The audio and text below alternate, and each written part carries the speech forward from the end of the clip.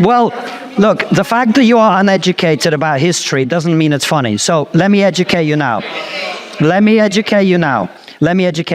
One man walked into a room full of students who came to take him apart.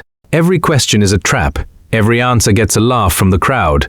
And he asks one question back, over and over, that nobody can answer. Where is the place that does free speech better than the West? Watch what happens when a debate about slavery, Gaza, and Qatar meets a man who refuses to flinch. This is not a debate. This is a room learning what it actually believes. Let's get into it. Thank you, Konstantin. Well, I just wanted to make the point that no country has an obligation to have enemy propaganda broadcast into it. Doesn't mean they don't believe in free speech. During the Cold War, the Soviet Union did not allow the American press into the Soviet Union, and America didn't allow the Soviet press into America. It's a pretty normal thing to do because when you're at war, the aim is survival, and it's widely accepted that in a wartime things are a little bit different. But again, I put the point to you, where is this better society? Where is a society that practices free speech in the way that you'd like? Konstantin opens with history, not insults. The Cold War, where the Soviets blocked American papers and America blocked theirs. Wartime rules have always been different. Then he asks the question that defines this entire debate. Where is the society that does free speech better? Watch how long it takes to get a straight answer. The reply runs through apartheid, the Holocaust, and Gaza. 3 full minutes to avoid naming a single country. Yeah, I think we really also need to ask ourselves who defines what that propaganda is, right? And it's not fair because we've seen it all the time in apartheid South Africa and even segregation during the United States and so forth. A lot of these voices were shut down. There was a time, right, when the Holocaust happened. That happened for a reason, because people were shut up. That propaganda was so widespread, and you're saying just because these countries were at war that somehow that justifies it. And the genocide against Gaza, is that really the war of the United States? What we could go into the obligation the United States feels towards justifying the genocide and the massacre of 40,000 Palestinians plus. Listen to what just happened. Konstantin asked for the name of one country. What comes back is apartheid South Africa, then American segregation, then the Holocaust. Heavy history, big words, still no country. That is not an answer.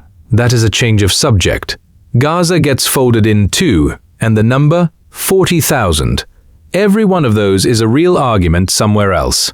None of them names a place where speech is freer. Watch him ask again. My point is, you're sitting here in the West, and you're speaking freely.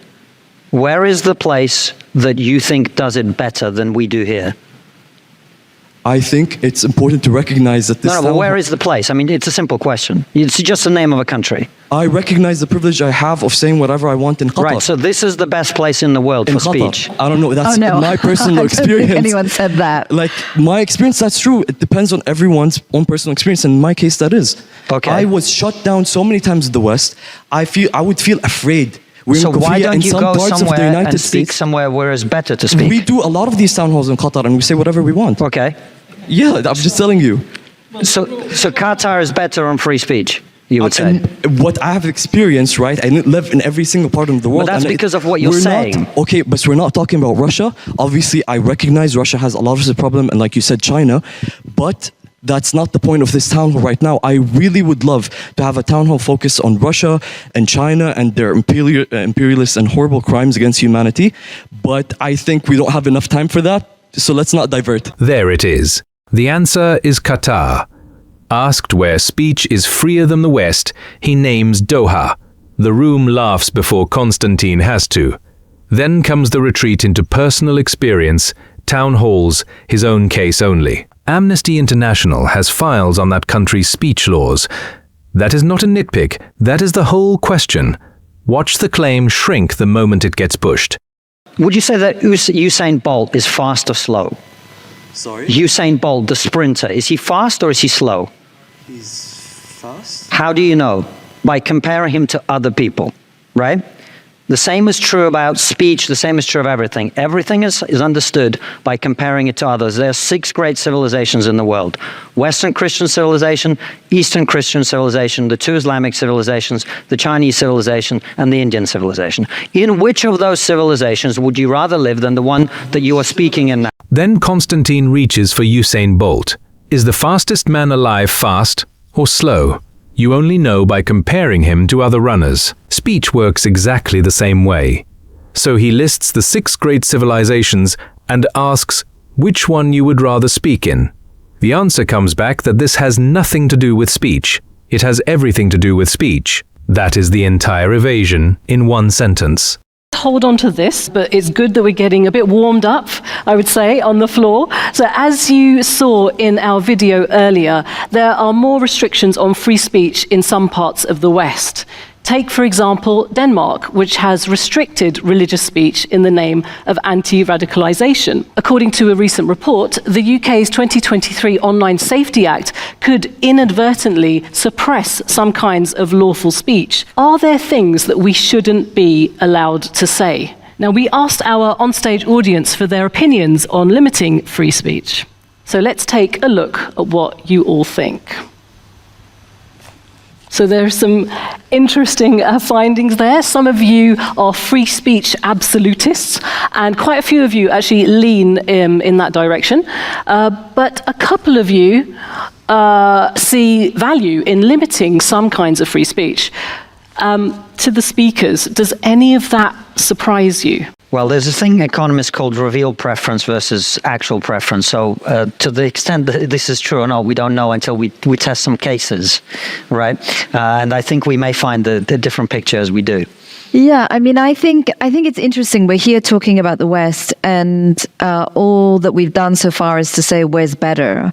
I think it's diversionary. I think it's distracting. We're not talking about the entire world. We're talking about the West right now.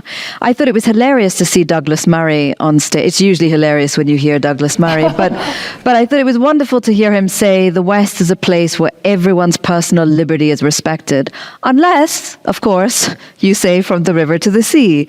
Unless, of course, you talk about what is happening in Gaza, and you don't frame it automatically as something that started immediately on October 7th. Unless, of course, you're in France and you happen to want to wear a keffiyeh or a hijab.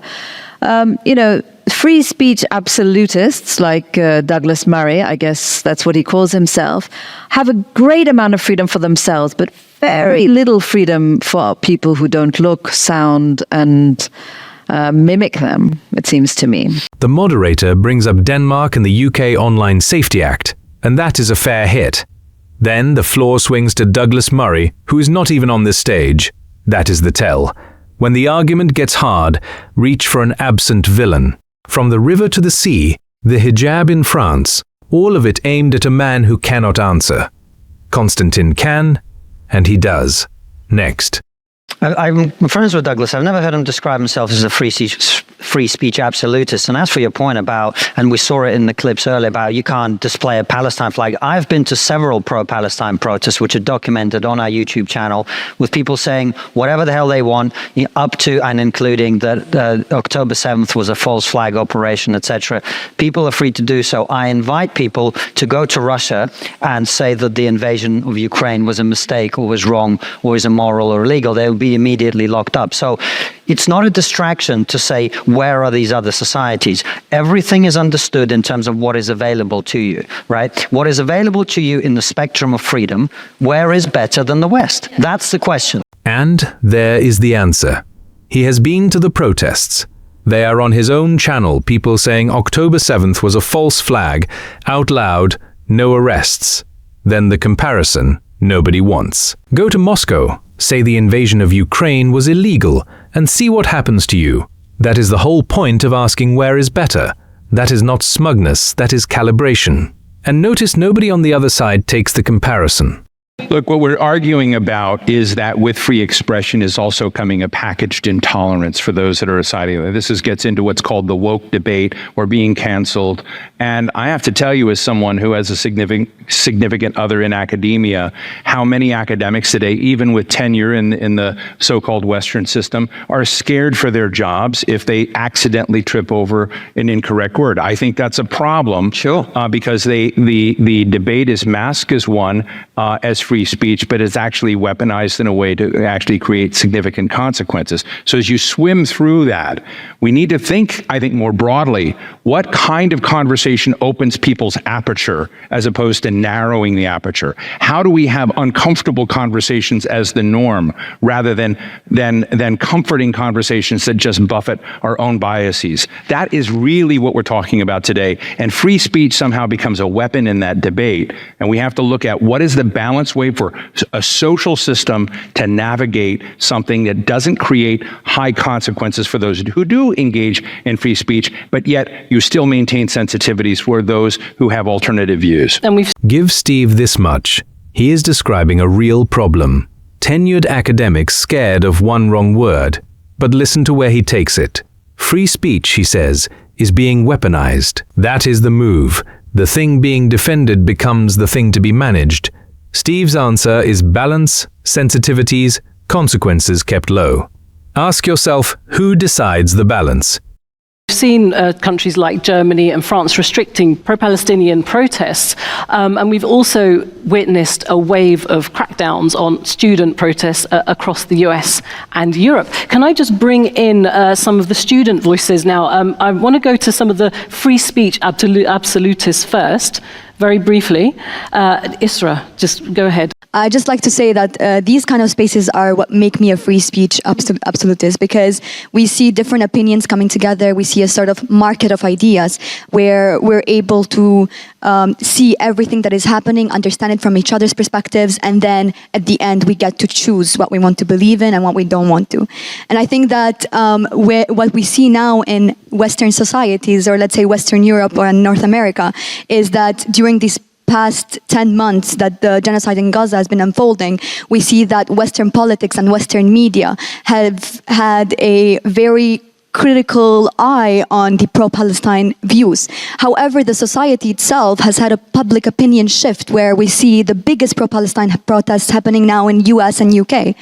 And I think that what I want to ask the guests today is, do you think that this shows that Western media has some sort of governmental agenda rather than merely reflecting the public opinion in it? Isra asks a real question, and it deserves a real answer. Does Western media follow a government agenda? Hold on to what she just said about the marketplace of ideas. She is a free speech absolutist because rooms like this one exist. That is Konstantin's case, made by someone who disagrees with him. Now watch him answer the media question without flinching and without pretending the coverage has been perfect. Do I think Western media has some sort of governmental agenda? No, I don't. On this particular issue, I'm someone who's very pro-Ukrainian, for example, but I have to say that I think on that issue, Western media hasn't given the opposite view enough of an airing for my liking, even though someone who disagrees with that point of view. I think on the Israel-Palestine thing, I can't turn on Piers Morgan's show without seeing someone shouting genocide, genocide, genocide. The next day it's someone shouting Israel, Israel, Israel. I think the debate about Israel and Palestine has been pretty robust in the West, both in mainstream media and in new media. You know, I've had everyone from Norman Finkelstein to Bassem Youssef to all sorts of other people on my show. And pro-Israel voices as well. I think actually this particular issue has been well covered in Western media, in my opinion. That is what an honest answer sounds like. He is pro-Ukraine, and he still says the other side got too little airtime. He can name the guests: Norman Finkelstein, Bassem Youssef, pro-Israel voices too. You cannot turn on Piers Morgan without the argument running at full volume. If the media were running one government line, that show would not exist. Concede the flaws, keep the point. Watch how differently the other side handles the same question. exception, though, that I would just respectfully raise is, for me, one of the great ships of Western media and journalism is the New York Times. Although I can really pick it apart in a lot of things it's gotten wrong, but no, it's just my own perspective. Sure. But for the New York Times editor to send out a framing document on what its editors can say and write about Palestine and what they can't, as a frame through which all of their journalism must flow, is something I've never seen the New York Times apply in any other case. You could also look at the Iraq War. When you talk about government, one of the things we have to look at is governments have become very, very powerful, even in the West. I completely agree the comparison issue, but governments spend a lot of money trying to infiltrate, trying to control their own press. They did that in the Iraq War. Sure. We saw that with the Pentagon. So when we're talking about the erosion of what I think is a very important global asset, which is Western values and ideals that hopefully others do, they're eroding in part because of very powerful states and controls and censorship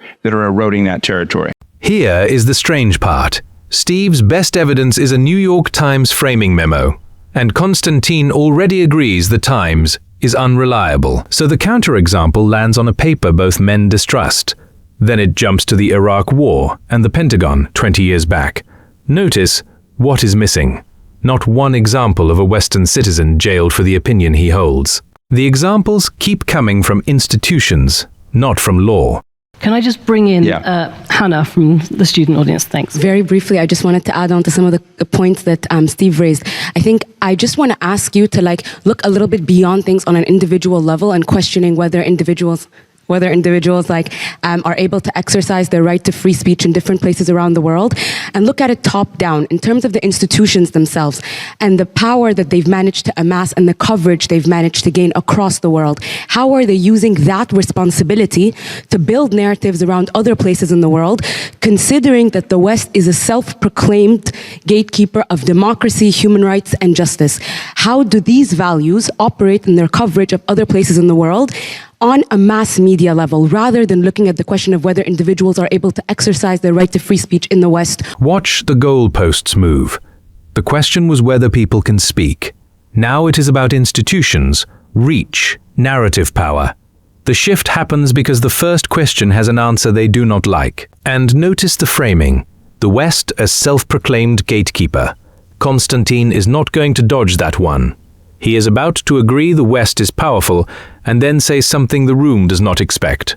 Well, if you're complaining about the West being powerful, I understand your complaint because the West is powerful, but I'd quite like it to stay that way because I think our values are better. But rare note of agreement with Steve. I agree with you. The New York Times has become trash, but the New York Times was always trash. The New York Times in the 1930s, while there was a deliberate famine in Ukraine committed against people like my ancestors, were whitewashing those crimes and saying that the Soviet Union was this great, brilliant society. So I've never taken them particularly seriously. And it's true. I mean, if you remember the very first thing I said, I wrote a book criticizing the direction of travel in the West, and that's an area we can agree on. I don't approve of everything the West is doing. Wokeness is a terrible mind virus that is destroying the West from the inside. I completely agree with you there. But we have to fix the West because we recognize the very core foundation of everything that is good in the last God knows how many centuries comes from our civilization. That is the line the whole channel came for. Yes, the West is powerful, and he would like it to stay that way. Then the receipts.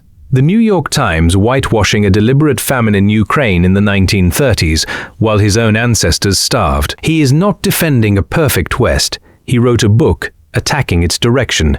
Wokeness, a mind virus destroying it from inside. You can criticize the thing and still say it built the modern world. To go back to our initial broader conversation about restrictions of speech in the West.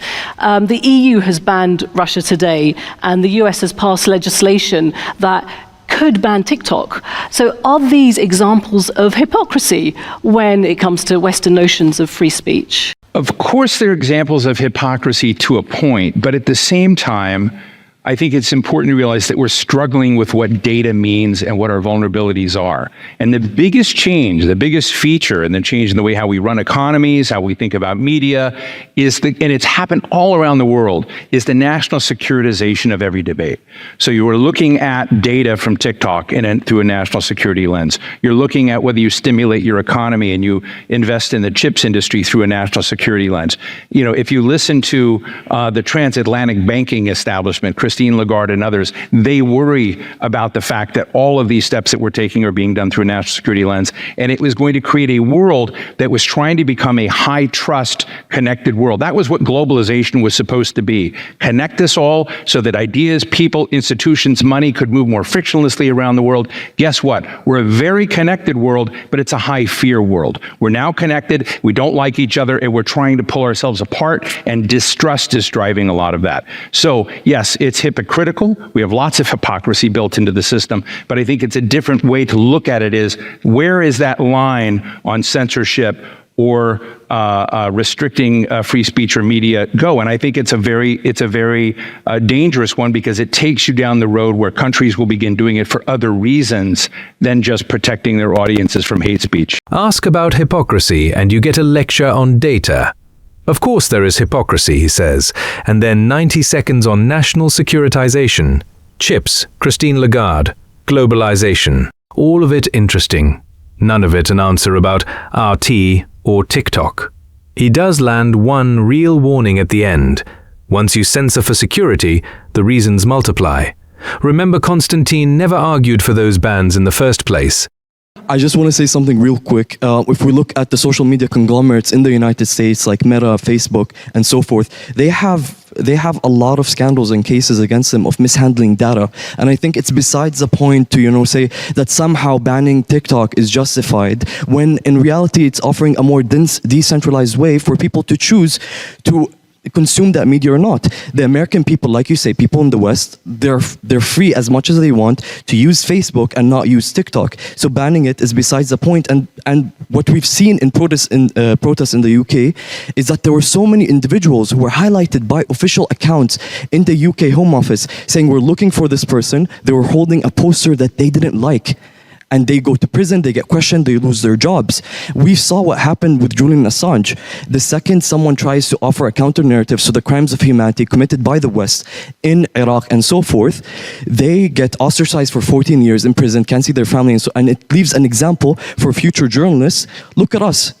We were afraid to speak up, and yeah, that's what I believe. Now this is a stronger stretch, and it should be said, placards leading to arrests. Julian Assange, 14 years of his life gone. Those are real cases, and they deserve the airing. But notice the frame. Every example is a Western state held to a Western standard. It happens on television, and the critic faces nothing for saying it. That accountability is the thing being argued about. Abdurrahman Mohsen Abulhum, student of Bradford University. So I noticed a few things I want to highlight a little bit here. Your question is, where can you find a place that's better? Well, it depends. It depends on who you are and what you want to talk about and where. The other thing, when we show the chart and we see that it is perfectly following the normal distribution, you had doubt on whether it's true or not.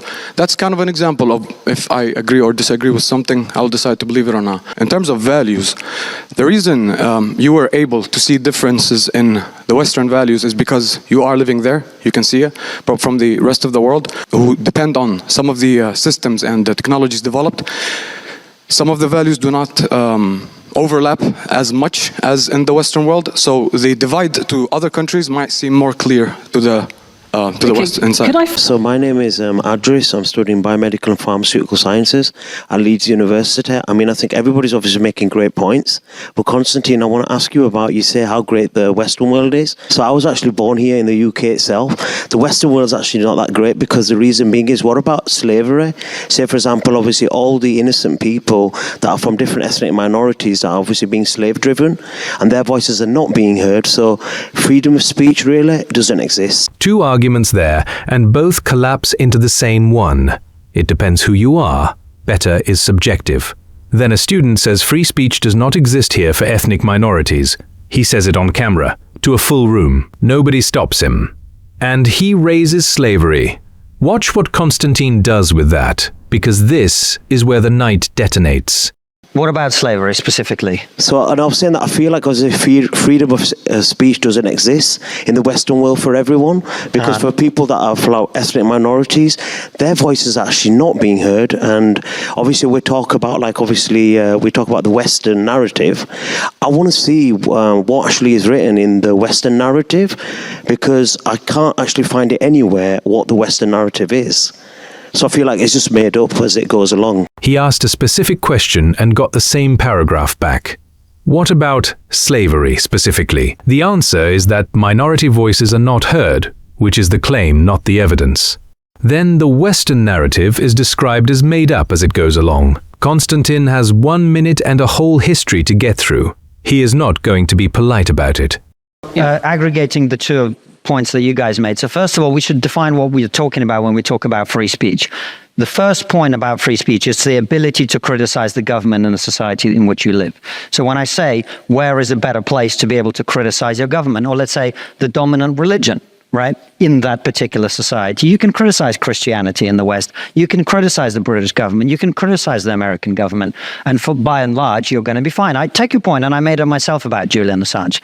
As for slavery, well, if you want to go there, my friend, let's go there. But not too far. Well, I mean, this is a conversation that is mind-boggling to me in the West. Let's be very clear. The reason there is no slavery in the world today, I mean, there's a lot of slavery in the world today, but in the parts of the world where there's no slavery, is because the British Empire ended it. That's why there is no slavery. That is, well, look, the fact that you are uneducated about history doesn't mean it's funny. So let me educate you now. Let me educate you now. I know that the woke narrative and the anti-Western narrative on slavery, well, you're not practicing free speech very well, are you? You're not practicing free speech very well, are you? The moment I say something you don't like, you're not practicing free speech very well, are you, sir? Thank you. I thought you were all about free speech. How about you let me finish my point? There it is, the moment of the night. He defines free speech first, the ability to criticize your government and your religion. He concedes Assange again, unprompted. Then he says the British Empire ended slavery, and the room laughs. And the laugh is the argument, not a rebuttal, not a fact, a laugh. So he says the quiet part. You are not practicing free speech very well, are you? Laughing at a claim is not the same as answering it. The anti-Western narrative on slavery is there was no slavery, and then the British or the Americans came along and they started slavery. Slaves were the first good that were ever traded between human beings, ever. They were the first good ever traded. Native Americans had slaves, Ottomans had slaves, African had slaves, everybody had slaves. The reason there is no slavery in the West is the British Empire, having practiced slavery for a long time, like everybody else, ended it. Not only that, the British Empire then spent a tremendous amount of blood and treasure to force the Middle Eastern slave traders, with the trans-Saharan slave trade being much worse. Everything he said there is checkable. Slaves were traded before the empires people usually blame. Native Americans, the Ottomans, African kingdoms, all of them held slaves. Britain practiced it, then Britain abolished it. Then Britain spent blood and treasure hunting the trade down. The West Africa Squadron patrolled for decades. None of that erases what was done. It does answer the question that was actually asked. That is more than the question got before. Than the transatlantic Konstantin, that is not what this gentleman said. In terms of the number of people who were killed, Konstantin, let's just bring in Steve in terms of for a how long it second. lasted, it was much worse. And we spent a tremendous amount of blood and treasure to stop it. That's the true history of slavery. That's not what the gentleman said. I heard what the gentleman said. Well, I couldn't hear him very well, so if we would talk like about to slavery, come in that's and what we say, I talk think about. it's very, very important what you said, because you said something that in fact is interesting. And this goes to an uncomfortable conversation. When you look at the rise of Donald Trump and populism in America. Why is that? Because you had a lot of people who felt threatened and demeaned and left behind in the success equation. They saw a Northeastern, mostly liberal establishment come in and screw them and basically say, you're left behind. What I heard you say is that minorities in a system that's supposedly pro-free speech, pro-civil rights, pro-democracy, they are left behind, harassed, and don't enjoy those benefits. Did I get that largely right about what you said? Steve steps in to say that is not what the gentleman said, except it is exactly what he said. He asked, "What about slavery?" and he got "What about slavery?" Then the pivot to Donald Trump and populism, which nobody in this exchange raised, rescuing an argument by changing its subject, is still changing its subject. Listen to how he restates the student's point in words the student never used.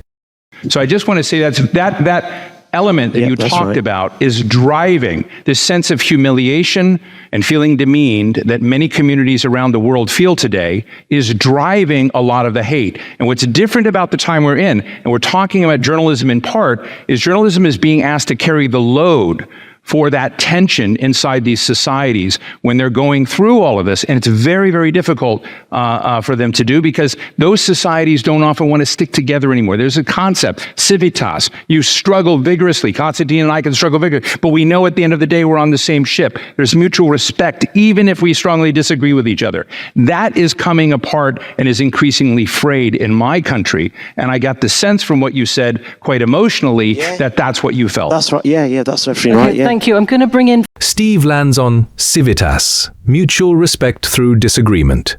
It is a nice idea, and Konstantin has been practicing it all night. He has taken every question head on. Being on the same ship does not mean agreeing about the ocean. He answered the slavery question. He answered the media question. He answered the where is better question 3 times. He never once got an answer back. Fitsum, just one more voice, and then we're going to have to move on, unfortunately. Carry on. Okay, thank you. My name is Fitsum. I'm originally from Ethiopia, and I'm learning at University of Bradford. I agree with what you have said, because if it is not Western, who will take global justice? I agree with that, because of this is overtaking the leadership of global power. So my question is, what about the accountability? Accountability, yeah, because we have seen that every global justice, what currently Western takes, depends upon their geopolitical interests. Because when the war started in the Palestine and Israel, everything forgotten about Sudan. So is it really feasible? And how can you? A student from Ethiopia asks the sharpest question of the hour. When the war started in Gaza and Ukraine, Sudan vanished from the front pages. Where is the accountability? That is a fair hit, and it deserves a straight answer. Watch Konstantin give one that almost nobody on a panel will give. He is not going to defend the West as a moral guardian. He is going to say something far more uncomfortable. Look, my honest view, very, very quickly, is that we should stop pretending that anyone cares about global justice. Nobody does. Civilizations pursue their own interests as best they can. If China was the most dominant country in the world, they would pursue that. If Russia was the most dominant country in the world, they would pursue their own interest. The West is pursuing its interest. And if we want to stop being hypocritical, we should stop pretending that we're acting in the interest of global justice and say simply that we're acting in the interest of our own citizens. 23 minutes. One question and not a single answer to it. Where is the society that does free speech better? Qatar came up. Personal experience came up. Apartheid, the Holocaust, Gaza, the Iraq War, Julian Assange, the British Empire. All of it came up. And every one of those arguments was made out loud, on camera, in the West. The people who made them walked out with their jobs and their freedom. That is not a small thing. It is the thing. A civilization confident enough to host a room telling it that it is worthless. Do you think Konstantin answered the criticisms? Or did the room land a point he never engaged? Drop your thoughts in the comments.